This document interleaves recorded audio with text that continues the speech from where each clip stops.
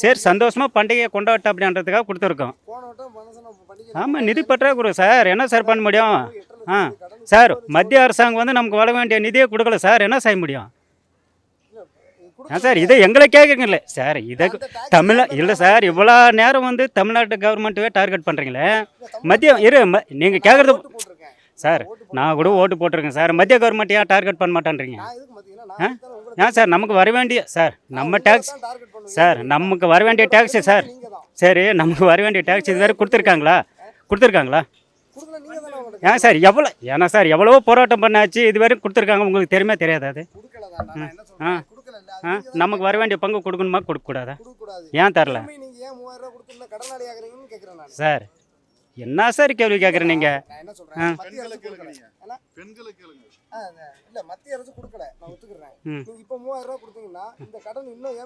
இருக்கும், வேற வழி இல்லை சார், மக்களுக்கு செய்யணும், ஏதோ ஒரு நல்லது செய்யணும் சார். என்ன சார்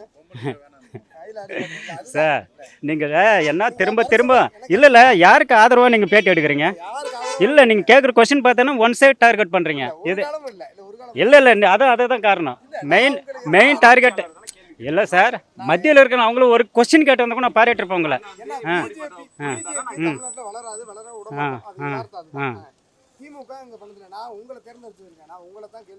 ஆமாம் சார், தமிழ்நாட்டில் ஸ்டாலினை வந்து முதலமைச்சராக வரணுன்ற எண்ணம் எதனால் சொல்கிறாங்க தெரியுமா?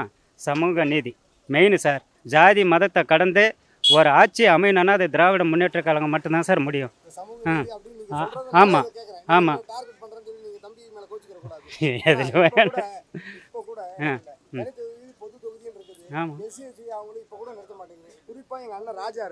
ஓகே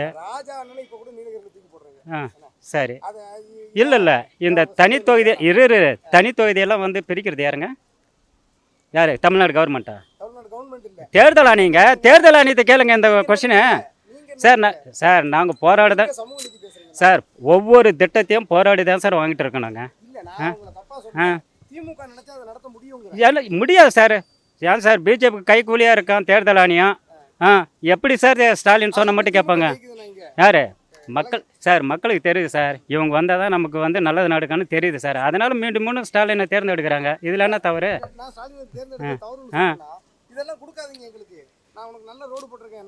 சார் எது சார் பண்ணாமல் இருக்குங்க?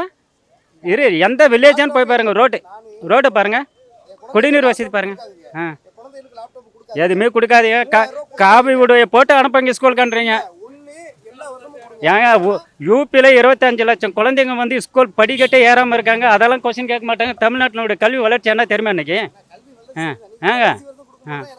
ஆமாம், அப்படியெல்லாம் கிடையாதுங்க. நீங்கள் திரும்ப அதுவே டார்கெட் பண்ணுறீங்க. நீங்கள் மகளிரை கேளுங்க சொல்லுவாங்க.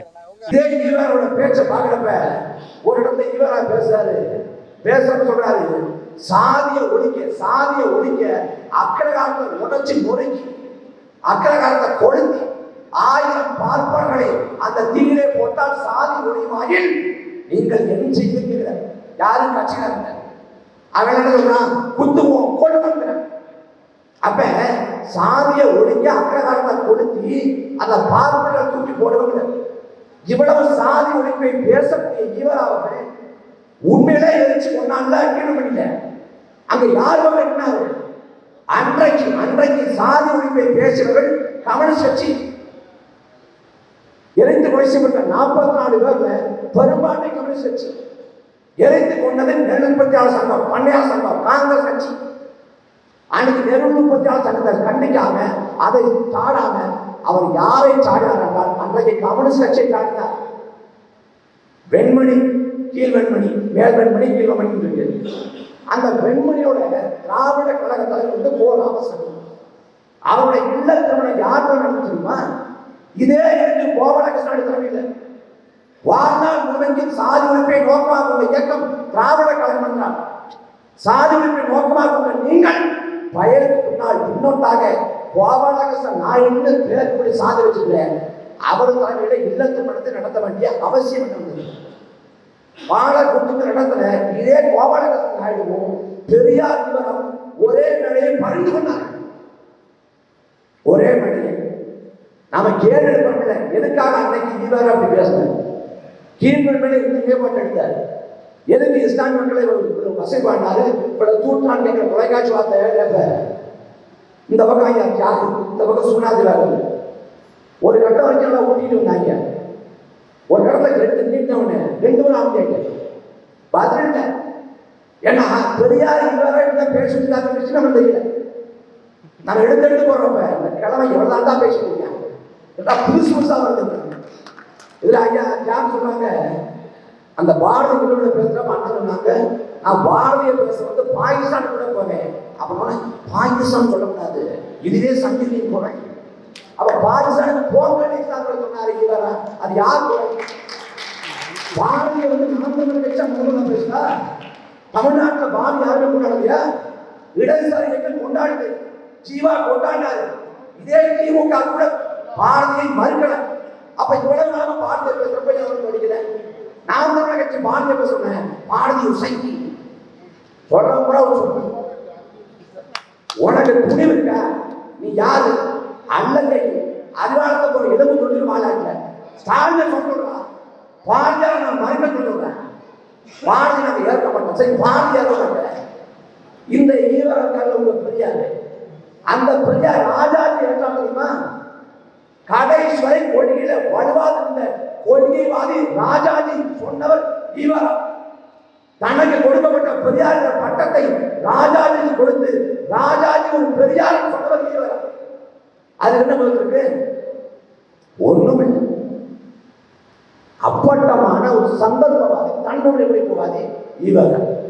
அவர் வாழ்ந்த காலத்தை கூட்டிட்டு இல்லை, அவர் வாழ்ந்த காலத்தை சமூக வலைதளங்கள் இல்லை, தப்பிச்சிட்டார்.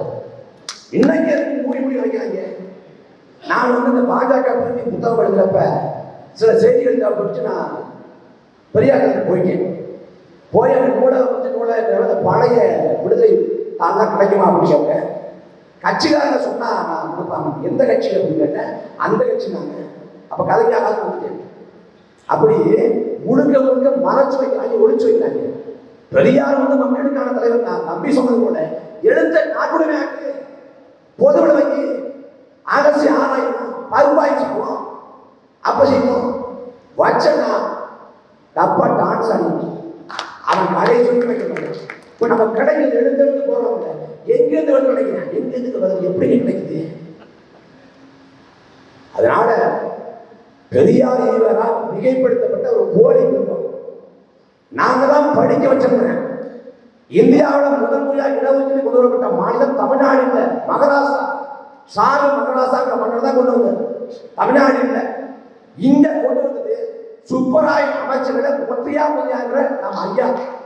வகுப்புகளின் தந்தை அழைக்கப்படக்கூடியவர் வந்து பெரியார் அல்ல, ஒற்றையா முறையார்.